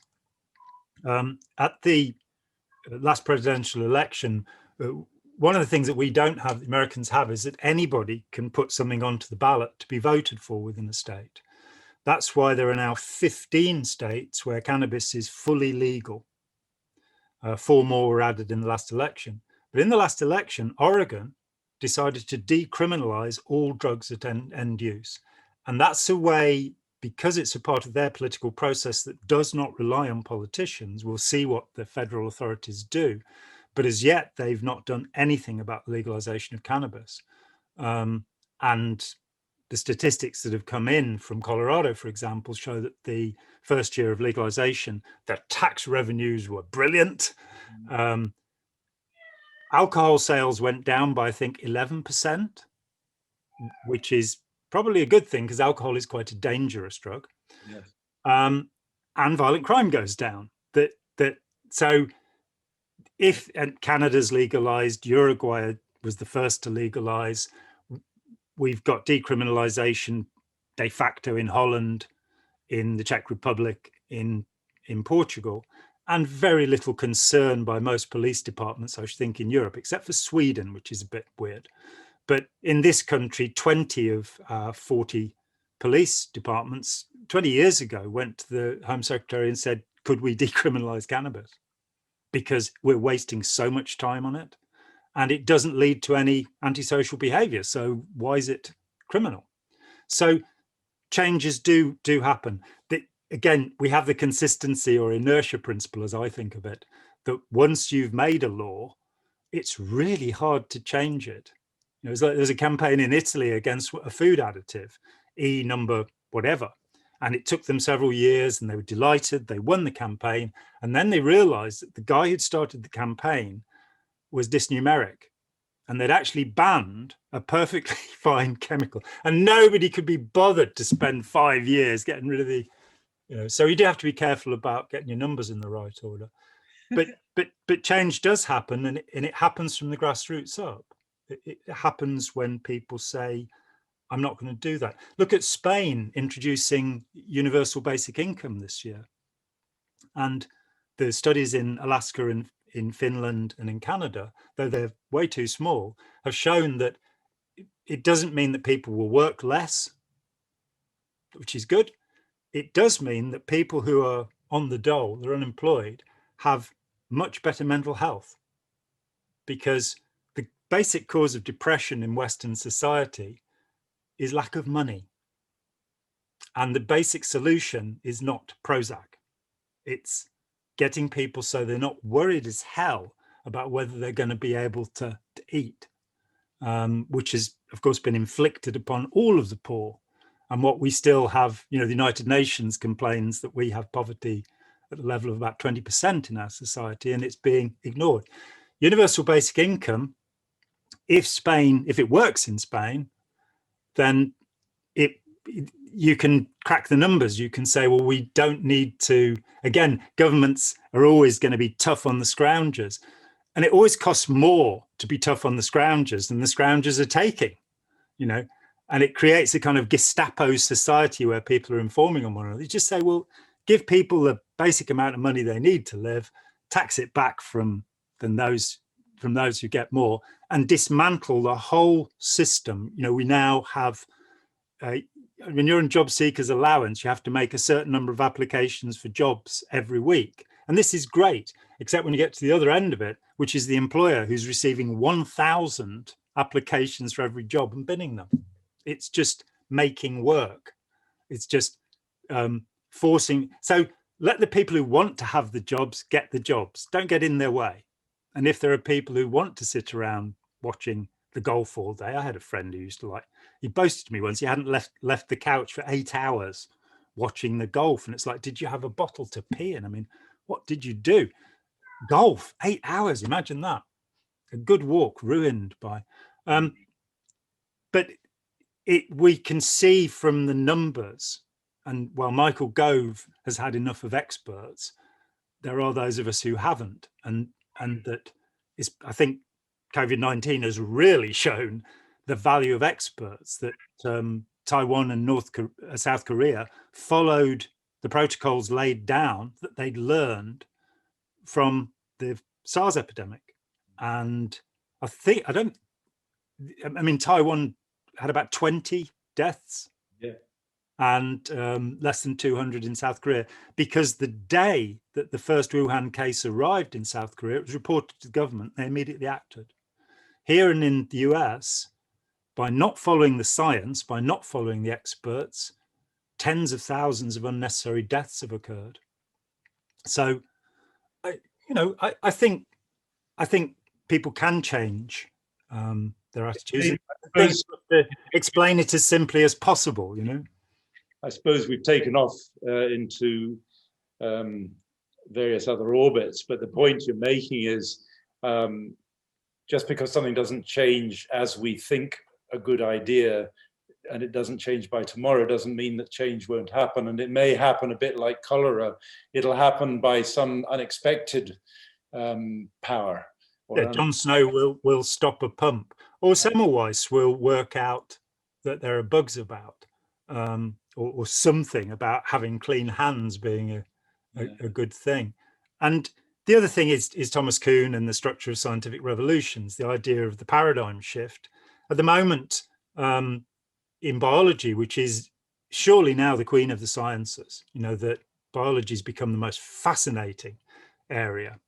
And what's happened is there is a new view of evolution, which is called evolutionary development, or Evo-Devo. And it's been there for 20 years. Biologists under the age of 40 pretty much accept it. Biologists over the age of 40 are still looking to the Mendel-Dawkins selfish gene model, which in simple terms says the gene is a read-only module that is being passed on. And Evo-Devo says, no, you can write on it. There's epigenetics, there are cultural influences, and sexual selection has been pushed out by the Dawkins lot, so that you've got, we're just continuing these genes. We're not. Genes are changing and transforming all the time in a moment, not just even in a lifetime, so that if your granddad ate too much, you might not, but you'll be fat. This is one of the things that's come through epigenetics, that things can be passed on that quickly. which for me actually makes life much more exciting, because it means each of us does have an influence. It's not a matter of, well, every 10,000 years there's some slight change. Change is happening all the time. The next generation are becoming cyborgs because of that. My 7-year-old granddaughter is attached to her tablet and she knows exactly what to do with it. Her relationship with the world will be different from my kind of, oh no, I've got to install a new program, And but the leaders of Silicon Valley don't let their children get an iPad or anything until they're about 34 years old, I think. Well, there is this argument. Because they know that they've programmed addictiveness into their devices and their apps. Sure. And they, what's more, if we go further with that, it's being said that they send their children to Steiner schools. And this was put to me as what a great solution. It's like, go and study Steiner schools and tell me you believe that that particular form of anthroposophy or theosophy is a good route, because I think that, stirring your compost with a sheep's skull and having your water go through a figure 8 before you use it is a little bit irritating. And I happen to know 3 people who went to Steiner schools, and all 3 of them say it was the worst experience of their life, though I'm sure your boarding school was a lot worse, frankly. But, they came away without an education, all 3 of them. They came away with dyslexia, all 3 of them, because they were never taught to read properly within that system, well-meaning though Rudolf Steiner may have been. Also, the people in Silicon Valley, of course, have a religion called the singularity. They believe that eventually all the computers in the world get together and work everything out, which is like the invisible hand of the free market, or a belief in God, or, it's just childish, frankly. We've got to sort it out. The machines, it's going to be the Terminator. The machines are going to go, well, the one thing we need to get rid of is human beings, So I don't put any faith in them. But yes, these devices are programmed to get inside us. Facebook was, the people who founded it looked to the most manipulative techniques possible. And we know this. And by knowing this, it stops working. When somebody says, buy now, you go, yeah, really? I'll buy it tomorrow when it's half price, And that's how I've spent the last decades, trying to say to people, this isn't actually complicated. The tricks of the manipulators are simple. And the reason they work is because we're not learning them. And when you do, if I'd read, the 2 pages that I've put out about human predators and recruitment and seduction, I would have lasted precisely 2 minutes in Scientology. The material is in there that you could identify in the first paragraph of Ron Hubbard's writings that there's something wrong with what he's doing. And it's dishonest. But even though I'd read Socrates and knew my syllogisms, from Aristotle, of course, I had nothing to defend me from what the techniques they were using. Critical thinking, which I was reasonably good at, wasn't going to help me. I needed to understand how we are emotionally drawn into things, how we become convinced of things. It's relational philosophy that is probably not covered enough. Yes, absolutely. Cognitive things, individualistic things. What's missing in lots of realms of life is a relational intelligence, which is a bit like emotional intelligence, but more so.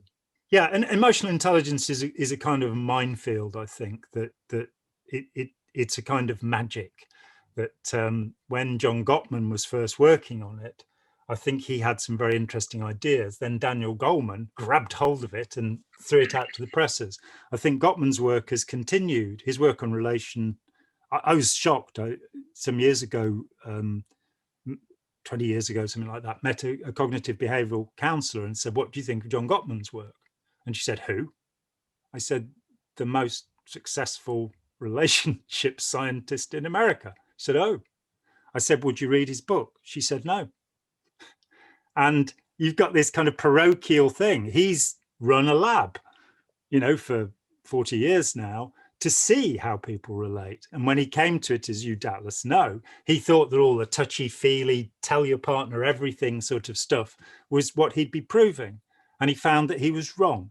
He found that actually the successful couples were the ones that argued, but it was what they argued about that was important. And they argued when they thought the other one was going to get into trouble, when they thought they were going to do something that would hurt them.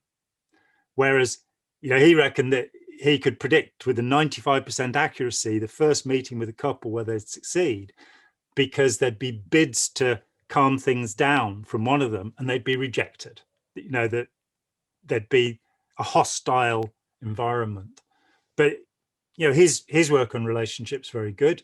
I really loved this book here, which you recommended to me.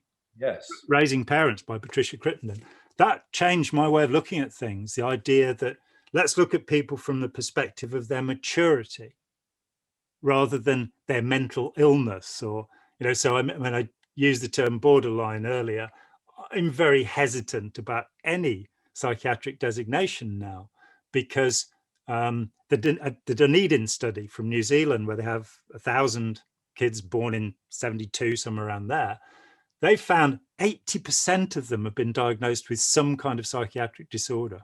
80% in New Zealand. What's more, most of them, the diagnosis has changed over time. They may even move out of the cluster they've been put into. So we're looking at a very inexact way of dealing with things. And for me, and this is another conversation altogether, the idea of a spectrum, the idea that you look at traits and you don't try and group traits together. So when somebody comes to me and says, is my kid in a cult? I say, is the group your kid is in harming him or her? And they want to, no, I don't want to know about that. I want to know, is it a cult? And it's like, well, a cult's just a group that has a devotion to a leader or a dogma. So yeah, probably. But what you mean is it a forest? And I'm kind of saying, no, these are pine trees. These are larches. These are, and I think that problem of, if you've got 7 of these symptoms, we're now going to call you this. Instead of saying, what are the symptoms and what can we do about those symptoms, rather than having a classification. But as I say, that's a huge and other discussion, which I'd love to have with you. Definitely related, though. I need to go. So we all need to go sometime, Interested to know what you do with such a long conversation. But going back to Gottman, what I was interested in is the appendix of, I've forgotten the name of his main book. So all you said is true, but the appendix is probably the most useful bit, because it's the section which says, for couples who've been to my therapy, here's what you do to keep the progress going. And he identifies something like, I can't remember what he calls it, like 5 hours per week or something, but it probably can be done in less. And what you do is say goodbye to your spouse in the morning and find out something about what they're doing during the day. In the evening, say hello to your spouse and ask about what they did during the day. You get where I'm going. And once a week, perhaps have a date, right? So the point is, having a successful intimate partnership is actually can be broken down to 4 or 5 things that you spend a few hours per week doing. And in a way, and I've noticed that somebody started using that appendix as the main feature of a Gottman approach. And I love that, because it's like, it was the appendix, but it's probably the more important thing that everybody could use before. Is that the one? Yes. It does have an appendix, which is extra help with the 4 skills of intimate communication, but I'm not. I think it's an earlier book that I'm referring to. Well, and that book maybe that's the other one I've got, but I don't think I've got on the shelf here. I've got a couple more. First book, but anyway, it was just. If you do remember it, then it'd be good for us to put it in the description with the video. But I'll find that out if I can. Yeah. But I mean, it's often the case. I mean, Janja Lelich's Bounded Choice is a very interesting book. But by the time she'd finished it, I think she'd really clarified her thoughts. And for me, the appendix is the bit where, you're told, her conclusions and how to get to this. So sometimes I think it is that simple. And I think often when somebody has an idea, the idea, I mean, I've been reading lots of Eric Fromm the last 2 years. I've read 6 of Eric Fromm's books. And I'm kind of going, why didn't he have an influence on the social sciences? He sold millions of books. And what he's saying is, you know, some of the evidence is bad, it's been disproven. But what he's saying is fundamentally true and much better than the contemporary, you know, foundation upon which psychology is built. But it becomes overwhelming. As I say, I'm 6 books in, and you then find he wrote about 20 books. You know, there's got to be a way of distilling this stuff down into a few pages, and that's been my endeavor these many years. Still, it's been a wonderful talking with you, Nick. Let's talk again in a few weeks' time if we can. And you know, we might chop this into 2 bits, who knows. But to answer your statement earlier, we'll probably get a couple of hundred people watching this, you know. They'll have a massive influence. That's nearly the whole world. Yeah, just remember that it's important. When Confucius died, he had only 5 disciples and he had failed to influence anybody. His system is the most influential system of political philosophy ever devised. It's ruled China from that day to this. So maybe one day all of China will watch this video. Yeah, the 200 people are the most important people in the world, aren't they? They are to me. That's what I mean. Yeah, great talking with you, Nick.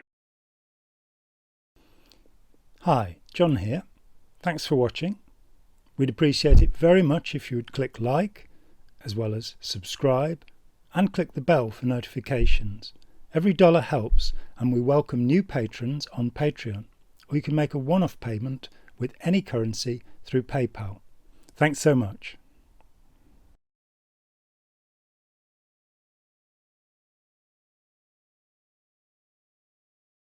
10 minutes to solve all the problems of the world.